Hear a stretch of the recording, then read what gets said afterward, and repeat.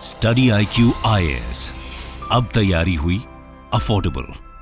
नमस्कार दोस्तों पिछले 2-3 दिनों से लगातार आप लेटरल एंट्री के बारे में सुन रहे होंगे। बेसिकली सरकार ये चाहती है कि जो अलग अलग डिपार्टमेंट्स हैं उनके अंदर जो हायर पोस्ट हैं, जहां पर पहले IAS ऑफिसर्स की नियुक्ति होती थी, उसके बजाय अगर जरूरत पड़े तो प्राइवेट सेक्टर से भी लोगों को लाया जाए। और इसी को देखते हुए यहाँ पर काफ़ी ज़्यादा क्रिटिसिज्म हो रहा था। बोला ये जा रहा था कि सरकार रिजर्वेशन को ख़त्म करना चाहती है।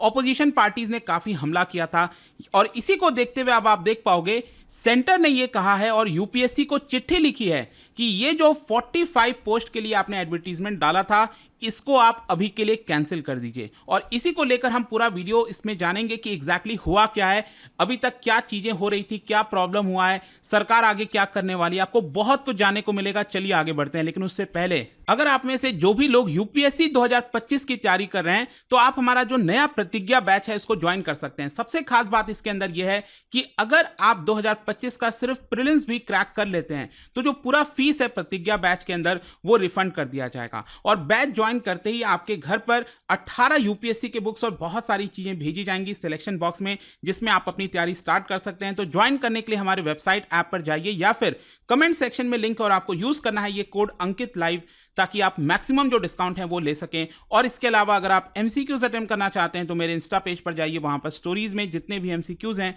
उसको भी आप अटेम्प्ट कर पाएंगे। तो चलिए शुरुआत करते हैं और सबसे पहले ये देखते हैं कि एग्जैक्टली हुआ क्या है अभी तक। देखिए यूपीएससी ने अभी क्या किया था, सैटरडे को 17 अगस्त को एक एडवर्टीजमेंट जारी किया था जिसके अंदर यह कहा गया कि करीब 45 पोस्ट खाली हैं ज्वाइंट सेक्रेटरी, डायरेक्टर और डिप्टी सेक्रेटरी के लेवल पर। और ये करीब यूनियन गवर्नमेंट के अंदर जो 24 मिनिस्ट्रीज हैं उसके अंदर आपको देखने को मिलेगा, क्योंकि मिनिस्ट्रीज के अंदर क्या होता है, अलग अलग डिपार्टमेंट्स होते हैं और उस डिपार्टमेंट को एक एक डिपार्टमेंट को हेड किया जाता है ज्वाइंट सेक्रेटरी के द्वारा। तो बहुत ही पावरफुल पोस्ट होती है जो कि अभी तक अगर आप देखोगे जो IAS ऑफिसर्स होते थे, जो एकदम सबसे नीचे से, जैसे SDM हो गया, उसके बाद कई साल के एक्सपीरियंस के बाद डिस्ट्रिक्ट कलेक्टर हो गए, फिर स्टेट सेक्रेटरीट, इस तरह करते करते आगे चलकर वो सेंट्रल सेक्रेटरीट में जाते थे और ज्वाइंट सेक्रेटरी, डायरेक्टर, ये सब पद उनको मिला करता था। लेकिन यहां पर अगर आप देखिए यूपीएससी ने जो एडवर्टीजमेंट जारी किया उसके अंदर यह कहा कि देखिए जो करीब 45 पोस्ट खाली हैं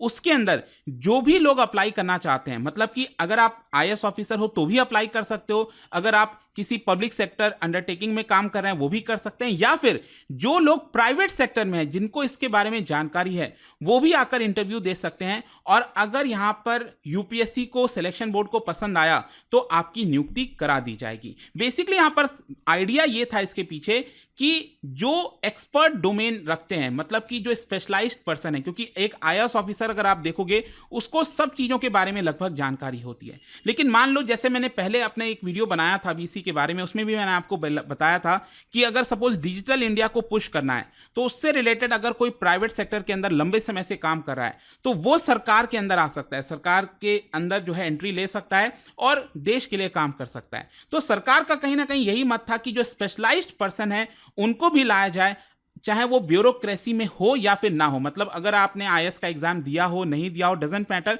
अगर आप प्राइवेट सेक्टर में भी काम कर रहे हो और अगर आप सरकार के लिए लाभदायक हो सकते हो तो आपको भी मौका मिलना चाहिए। लेकिन यहां पर अगर आप देखोगे तो ऑपोजिशन पार्टी, इनफैक्ट मैं आपको बता दूं सरकार के अंदर भी, क्योंकि इस समय कोएलिशन गवर्नमेंट है, उन्होंने भी इस चीज को क्रिटिसाइज किया। सबसे पहले आप देख सकते हैं राहुल गांधी जी का ट्वीट आया था और उन्होंने कहा lateral entry is an attack on Dalits, OBC and Adivasi. Basically वो इस तरफ इशारा कर रहे थे कि इसकी वजह से जो रिजर्वेशन का फायदा मिलता था वो अब यहां पर दलित्स को, ओबीसी को और आदिवासी को नहीं मिल पाएगा। और सिर्फ यही नहीं, यही आप देख सकते हो यहां पर जो जेडीयू है और जो एलजेपी है, बीजेपी गवर्नमेंट के अंदर जो एनडीए सरकार है उसमें ये लोग भी पार्टनर्स हैं, तो उन्होंने भी इस चीज को अपोज किया। ऑल्दो जो टीडीपी है आंध्र प्रदेश के अंदर, उन्होंने इस चीज को सपोर्ट किया। ये अगर आप देखोगे तो जो जेडीयू पार्टी है उनके जो स्पोक्स पर्सन है केसी त्यागी, उन्होंने कहा कि we are a party that has been asking government to fill quota since Inception.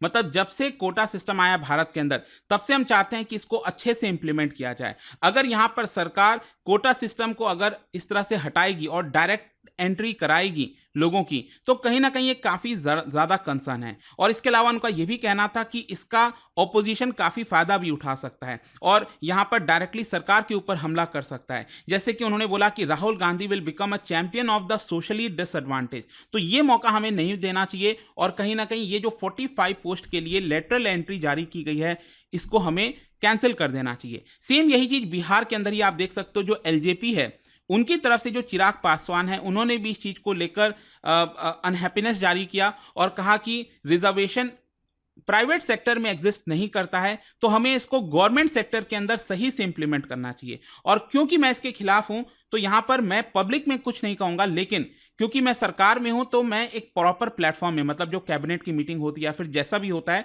वहां पर उस इशू को रेस करेंगे। और साथ ही साथ आप देख सकते हैं यहां पर जो आंध्र प्रदेश में टीडीपी है, वो भी कोलिशन पार्टनर है, तो उन्होंने इस चीज को सपोर्ट कर दिया।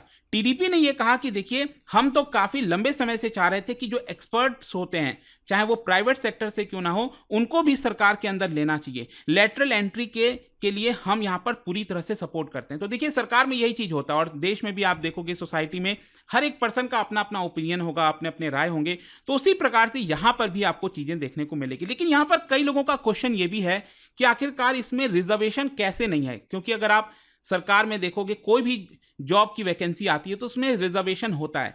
तो बेसिकली मैं आपको बताता हूं, actually reservation private public jobs में और यूनिवर्सिटीज के अंदर 13 पॉइंट रोस्टर के थ्रू इंप्लीमेंट किया जाता है।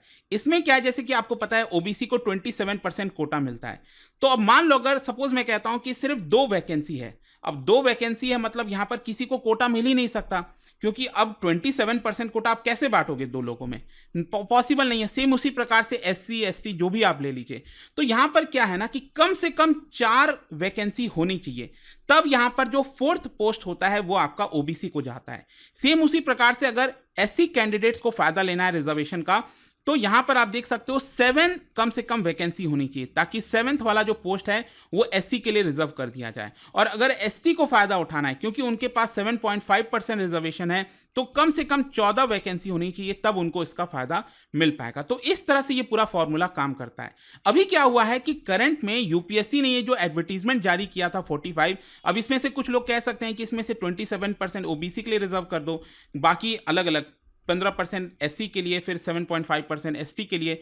लेकिन मैं आपको बता दूं, ये जो एडवर्टीजमेंट जारी किया गया था, इसमें सभी के सभी जो 45 पोस्ट हैं वो इंडिविजुअल हैं, इसको कंबाइन करके जो है एडवर्टाइज नहीं किया गया, ये आपको समझना है। मतलब कि यहां पर जो वैकेंसी निकाली गई है वो इंडिविजुअल वैकेंसी है, और इसीलिए कहीं ना कहीं सरकार को इसका फायदा मिल गया। और सरकार, मतलब इसमें जो एडवर्टीजमेंट जारी किया गया था यूपीएससी के द्वारा 17 तारीख को, उसमें कोई भी रिजर्वेशन नहीं था, और इसी को लेकर काफी ज्यादा क्वेश्चन उठाए जा रहे थे। साथ साथ ये भी बोला जा रहा था कि सरकार फेवरेटिज्म भी कर सकती है, अपने ही लोगों को सरकार के अंदर ला सकती है, उनको आईएएस के पोस्ट पर ला सकती है।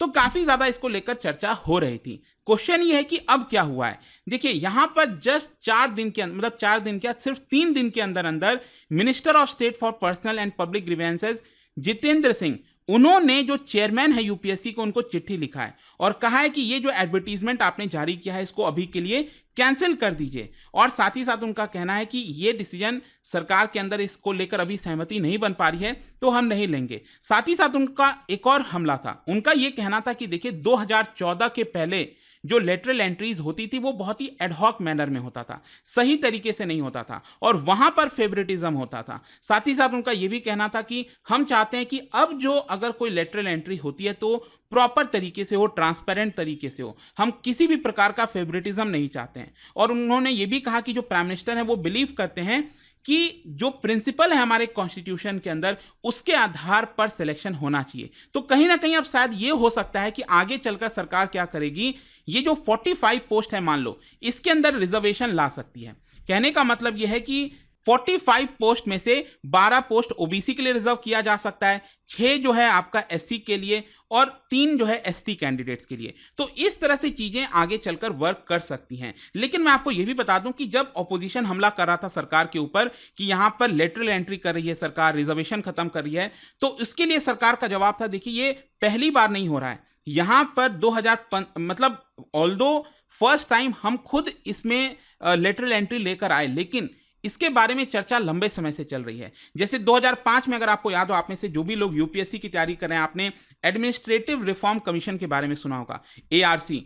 तो जो एआरसी लाया गया था 2005 में, उसको लीड किया जा रहा था भाई वीरप्पा मोइली, और उनकी तरफ से रेकमेंड किया गया था कि जो स्पेशलाइज्ड नॉलेज पर्सन्स हैं सिविल सर्विसेज में, उनको लाना चाहिए ताकि उनकी जो एक्सपर्टाइज है, उनकी जो नॉलेज है, वो उसका फायदा सरकार को मिल सके। बस उसी को हमने इंप्लीमेंट किया है, ऐसा सरकार का कहना था। तो ओवरऑल आई होप कि आपको समझ में आ गया होगा। कंक्लूजन यही निकलता है कि अभी के लिए जो लेटरल एंट्री था 45 पोस्ट का, वो बंद किया गया है, लेकिन मेरा ऐसा मानना है कि शायद हो सकता है कि सरकार आगे चलकर इसको वापस लाएगी, बट विथ रिजर्वेशन ला सकती है। बट देखते हैं आगे क्या होगा। तो ये लेटेस्ट खबर थी, आई होप कि आपको समझ में आ गया होगा। और जाने से पहले एक इंटरेस्टिंग क्वेश्चन, क्या बता सकते हो which among the following act provided for the public service commission India for the first time?